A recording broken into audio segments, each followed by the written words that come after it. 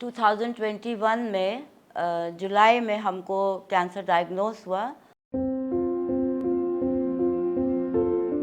जो तकलीफ़ थी वो सिर्फ फिज़िकल नहीं थी पर वो मेंटल भी थी। दिमाग में कि कैंसर है, मतलब डेथ सोच नहीं पा रहे थे कि मान लीजिए अगर कुछ हो गया तो हमारा घर पूरा डिस्टर्ब हो जाएगा और मेरे बच्चों का क्या होगा। रेडिएशन के दौरान नौमिता डर में जीने लगी। रेडिएशन के दौरान ये सब मेरा अंदर से बर्न हो गया था, सब जल गया था और लग रहा था जैसे वोकल कॉर्ड्स अंदर से ख़त्म हो गए हैं।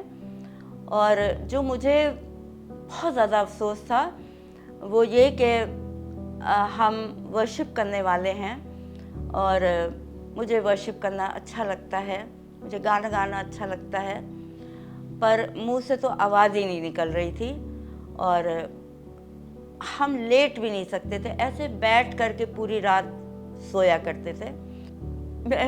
मेरे आंसू सिर्फ निकल रहे थे, मैं खुदा बाप से दिल में कह रही थी कि मेरी आवाज़ मुझे वापस कर। बोल नहीं पाने के बाद भी नौमिता परमेश्वर को अपने हृदय से आवाज लगाती कि उन्हें इस कठिन समय से बाहर निकाल दे। तब परमेश्वर ने मुझे एक वचन दिया था आमोस की किताब से कि एक भी पुष्ट दाना भूमि पर नहीं गिरेगा।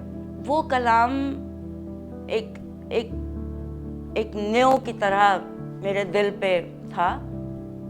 मैं सोच भी नहीं पा रही थी कि कुछ आगे का दिखाई ही नहीं दे रहा था, बहुत तकलीफ थी। और जब मैं कहती थी कि जब बहुत तकलीफ होती थी और मैं खुदा बाप से कहती थी कि तुम कहाँ हो, कहाँ हो। ये वचन तो कह रहा है कि तुम मेरे साथ हो, पर ये तकलीफ बहुत ज्यादा है। और तब दिल्ली की एक सिस्टर है जो जिनकी प्रेयर मिनिस्ट्री है, उनका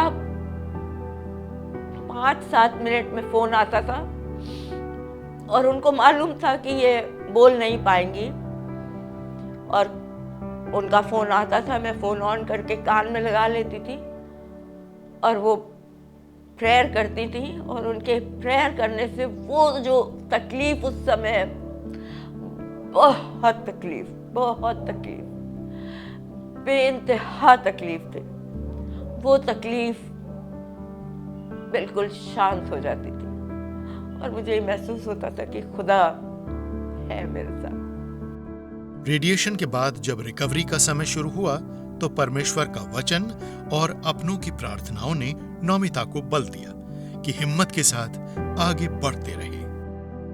रेडिएशन मेरा अक्टूबर में ख़त्म हुआ, अक्टूबर 21 में ख़त्म हुआ। उसके बाद में रिकवरी शुरू हुई।